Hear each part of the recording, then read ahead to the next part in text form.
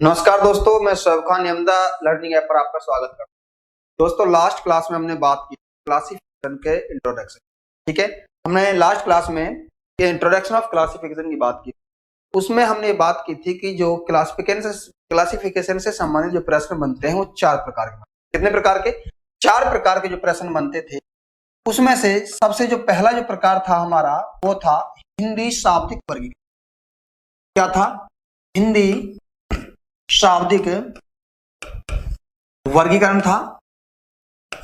और इस क्लास में हम इसी को पढ़ने वाले हैं, इसको हिंदी शाब्दिक वर्गीकरण। उसके बाद जो सेकंड टाइप है वर्गीकरण का, वो है वर्णात्मक वर्गीकरण। थर्ड टाइप है जो, वो है संख्यात्मक वर्गीकरण। और जो फोर्थ टाइप आता है वो संख्यात्मक एवं वर्णात्मक वर्गीकरण आता है। इसके बाद वर्गीकरण में चित्रात्मक वर्गीकरण और बच जाता है, जिसे हम लास्ट क्लास में जो आकृतियों से संबंधित जो क्लासें होंगी उसमें बात करेंगे। यहाँ हम केवल इन्हीं 4 टाइपों की बात कर रहे हैं, है ना। तो आज हम प्रारंभ करते हैं हिंदी शाब्दिक वर्गीकरण। तो देखिए किस प्रकार से जो है हिंदी शाब्दिक वर्गीकरण संबंधित प्रश्न बनते हैं, उसकी बात करते हैं। सबसे पहले हम ये देखें कि प्रश्न आते कैसे। तो हम ये कह सकते हैं कि सिंपल भाषा में साधारणतः जो प्रश्न आते हैं वो 4 विकल्पों के रूप में होते हैं। ठीक है, किसके रूप में होते हैं? 4 विकल्पों के रूप में होते हैं। जैसे सीधा प्रश्न होता है निम्न में से। अब से के बाद शब्द बहुत सारे हो सकते हैं। क्या क्या शब्द हो सकते हैं वो मैंने आपको जैसे बताया था, उपनामों की जो बात की। निम्न में से क्या हो सकता है? बेमेल का चयन की।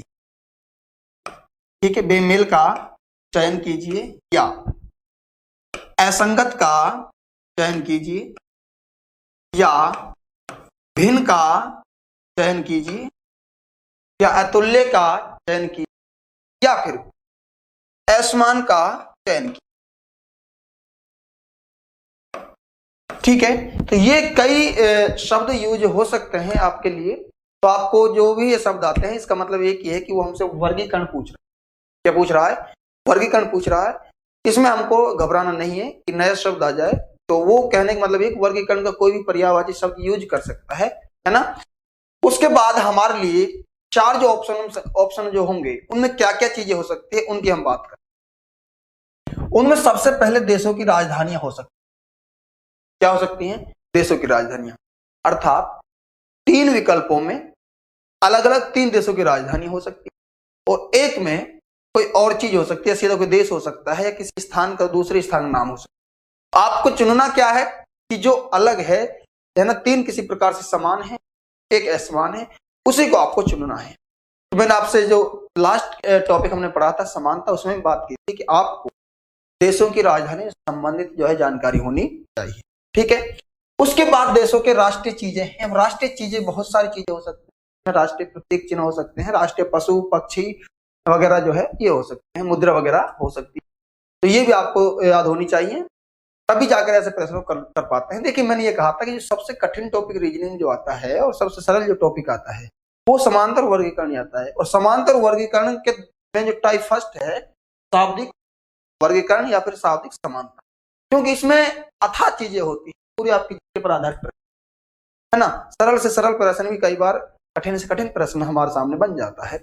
तो कारण क्या है कि वो उसमें कंप्लीट चीजें कवर होती है ना। साइंस इसमें कवर होती है, जीके इसमें कवर होती है, ज्योग्राफी हिस्ट्री वगैरह सारी चीजें इसमें कवर हो जाती है। इसलिए हम ये कह सकते हैं जितनी हमें व्यवहारिक नॉलेज है उतनी कम है इन प्रश्नों के लिए, है ना। देशों की विशेषताएं क्षेत्रफल के आधार पर हो सकती है, जनसंख्या के आधार पर हो सकता है, बहुत सारी विशेषताएं होती है। ठीक है, उसके बाद मानव एवं उसके रोकथाम। अब मानव में कौन कौन से रोग होते हैं, कौन कौन सी दवाइयां उसके लिए है, ऐसे प्रश्न हो सकते हैं। 3 टैबलेट्स के नाम दे दिए, एक आपको इंजेक्शन का नाम दे दिया, बोला कि बेमेल चयन की। तो आपको ये भी होना चाहिए कि ये 3 टैबलेट है और ये एक इंजेक्शन है। इस प्रकार से आपको वर्गीकरण करना आना चाहिए। या फिर 3 इंजेक्शनों के नाम दे दिए, ठीक है, एक टैबलेट का नाम दे दिया है, तो आपको वर्गीकृत करना आना चाहिए कि ये इंजेक्शन है और ये टैबलेट। ठीक है, या फिर मानव रोगों में 3 रोग दे दिए, एक कोई इंजेक्शन वगैरह का नाम दे दिया, तो आप ये पहचान कर सकें ये रोग है और ये एक इंजेक्शन है, मेडिसिन है ना। जीवों में रोग, उनके रोकथाम। जीवों में कौन कौन से, पेड़ पौधों में रोग कौन कौन से होते हैं, कृषि वगैरह में रोग कौन कौन से होते हैं, क्या क्या रोकथाम है, वो चीजें आपको होनी चाहिए। कर्मचारी उनके पदों से संबंधित, कर्मचारी वगैरह है, नेता वगैरह जो होते हैं ये पद क्या क्या कहलाते हैं उनसे संबंधित, ठीक है, ये होना चाहिए। उसके बाद शब्द समानार्थी जो पर्यायवाची शब्द होते हैं उनकी ये जानकारी हमें। तो कंप्लीट में कह सकते हैं, हम ये कह सकते हैं कि शाब्दिक वर्गीकरण है, उसमें बहुत सारी चीजें संपूर्ण विश्व की जीके को कवर किया जाता है। इसमें आपको थोड़ी थोड़ी नॉलेज होनी चाहिए, तभी जाकर ऐसे प्रश्न कर पाते है ना। तो सर प्रश्न तो बिल्कुल सरल बनते हैं क्योंकि ना इनमें कोई सूत्र लग पाता है ना ट्रिक्स लगा पाते हैं हम, लेकिन फिर भी कई बार बहुत ज्यादा कठिन प्रश्न बन जाता है, ठीक है। कारण क्या है, हमारे नॉलेज के आधार पर। तो इसमें अपने को टेंशन लेने की जरूरत नहीं है, आप जितनी हो सके उतनी प्रैक्टिस कीजिए और जितना अधिक हो सके इन चीजों को याद कीजिए जो आपके सामने ये है, यहीं से प्रश्न बन, ठीक है। तो आइए देखते हैं किस प्रकार के हमसे कुछ प्रश्न पूछे जा सकते हैं। जैसे कहता है बेमेल का चयन कीजिए। मैंने आपको पहले भी कहा था कि बेमेल, यहाँ पर जो शब्द आया क्या, बेमेल आया है, इसके स्थान पर बहुत सारे शब्द हो सकते हैं, असंगत शब्द हो सकता है। ये चीज मैं आपको बार बार बता रहा हूं, इस चीज नोट कर लीजिए आप। असंगत हो सकता है, अतुल्य हो सकता है, ठीक है, अतुल्य हो सकता है, असमान हो सकता है, भिन्न हो सकता है, बहुत सारे शब्द हैं तो इसके स्थान पर बेमेल के स्थान पर प्रयोग में लाए जा सकते हैं ना। तो मतलब ये कि वर्गीकरण पूछ। अब यहाँ पर ये देखो 4 शब्द दिए हुए हैं आपके सामने और इनमें से आपको ये बताना है कि इनमें से अलग कौन, इनमें से अलग कौन सा है आपको ये बताना है। अब जैसे आपके सामने हीरा है, हीरा है, नीलम है, संगमरमर है, जम्बूमणि है। अब देखें ये चीज देखें हम, हीरा, नीलम, जम्बूमणि, ये एक प्रकार के रत्नों की श्रेणी में आते हैं। किसकी श्रेणी में आते हैं, रत्नों की श्रेणी में आते हैं, महंगे होते हैं कीमत के आधार पर, विशेषता है कीमती होते हैं। जबकि संगमरमर है ये एक कम कीमत का होता है, एक पत्थर की श्रेणी में। हालांकि ये भी पत्थर ही है, हीरा है, नीलम है, पन्ना वगैरह ये पत्थर ही होते हैं, लेकिन कीमती पत्थर की श्रेणी में, ठीक है।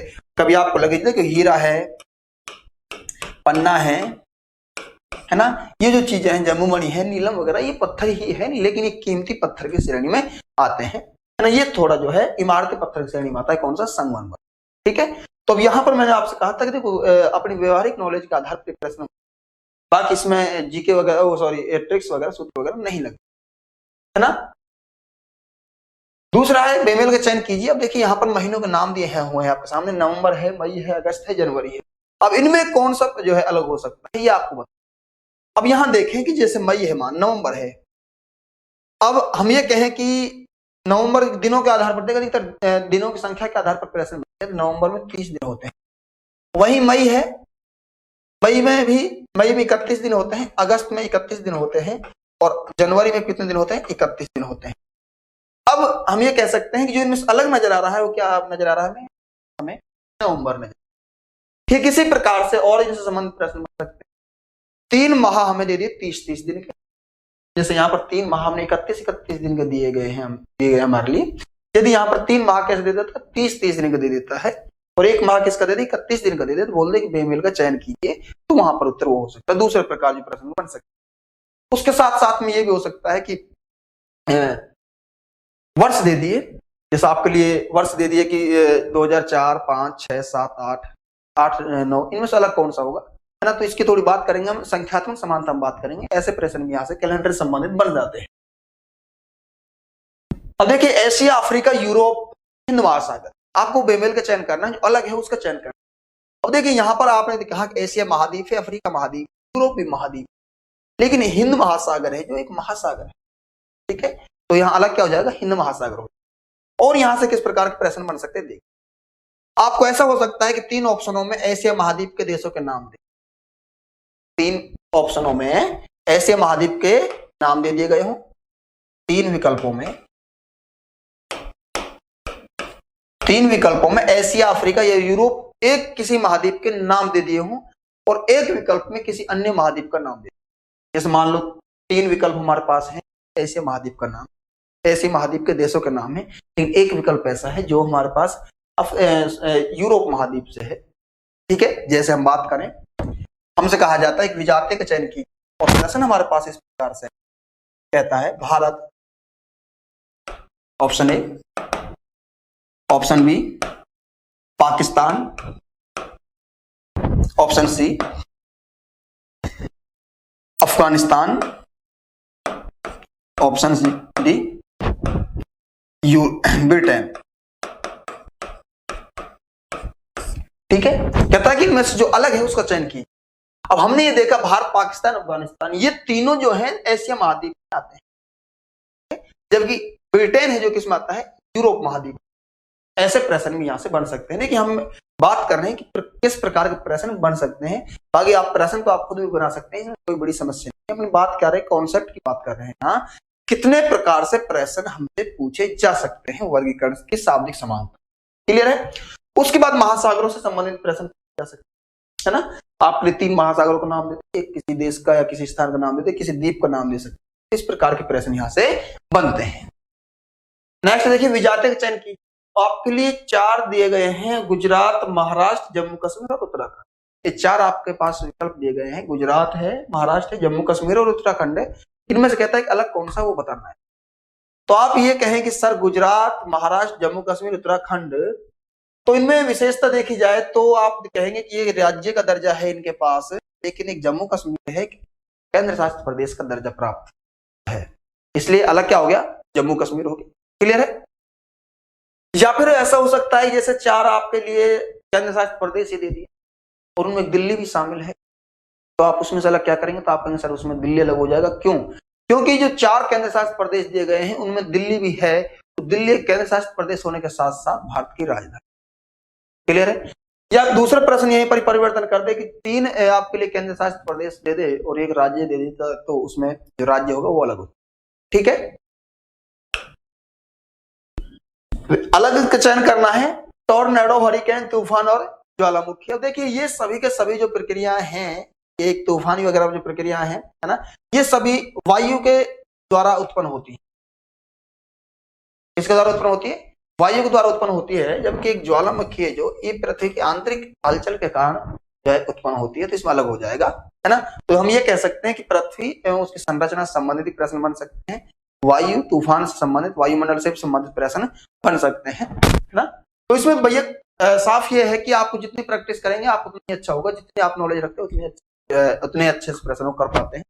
बाकी इसमें कोई ट्रिक्स और सूत्र वगैरह नहीं चलते। ठीक है।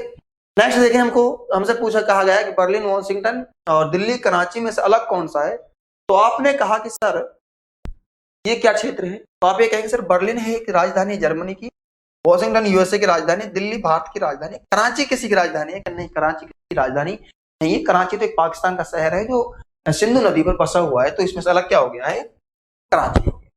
क्लियर है। तो राजधानी से संबंधित और साइंस से संबंधित अधिक प्रश्न बनते हैं।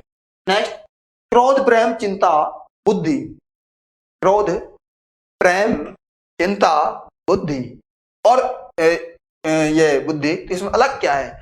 स्पष्ट कह सकते हैं सर इसमें जो अलग है वो बुद्धि। ठीक है, ये चीजें आप खुद विकसित कर सकते हैं। तुरंत बनाया, क्रोध, गुस्सा आया आपको, प्रेम किया आपने, चिंता की आपने, लेकिन बुद्धि के कह सकते हैं कि प्राकृतिक होती है, पहले से ही जो अपने अंदर विद्यमान रहती है। हाँ, डेवलप किया जा सकता है, लेकिन यहाँ स्थिति जो है बुद्धि इसमें अलग है ना। अलग का चयन करना है आपको, बैल, बिल्ली, कुत्ता, तेंदुआ। अब देखिए ऐसे प्रश्नों में 0.01% का डिफरेंस होता है।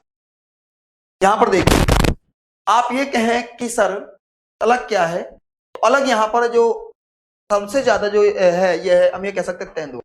क्यों? क्योंकि ये तीनों हैं जो ये पालतू हो सकते हैं, तेंदुआ पालतू नहीं हो सकता है। ठीक है। उसके बाद हम ये कहें कि बैल है, जैसे बैल और बिल्ली है जो यहाँ पर मांसाहारी, बैल बिल्ली और बिल्ली, कुत्ता और तेंदुआ ये शाकाहारी होते हैं। लेकिन अलग से विशेषता ये होती है कि शाकाहारी के साथ साथ मांसाहारी भी मांसाहारी होते हैं वैसे ये, और मांसाहारी के साथ साथ यहाँ पर जो है बिल्ली और कुत्ता शाकाहारी भी। यहाँ पर जो अधिक जो उत्तर जो आता है हमारा वो क्या, ये था हमारा शाब्दिक वर्गीकरण संबंधित। आपको मैं यही कहूंगा फिर से, आप इनके लिए अधिक से अधिक चीजों को कवर करें, है ना, अधिक से अधिक प्रैक्टिस करें, तभी ऐसे प्रश्नों को आप अच्छे से कर पाते हैं। और वर्तमान में एग्जाम्स में ये टर्म चल रहा है कि वो ऐसे प्रश्न आपसे अधिक पूछता है, क्योंकि अथापरोधित होते हैं प्रश्न, है ना। तो आप शाब्दिक वर्गीकरण से संबंधित प्रश्नों को हल करने के लिए और शाब्दिक समानता से संबंधित प्रश्नों को हल करने के लिए जितने ज्यादा हो सके उतने अभ्यास कीजिए और चीजों को जो मैंने आपको बताया था स्टार्टिंग में उन चीजों को आप एक बार अच्छे से उनका अध्ययन कीजिए।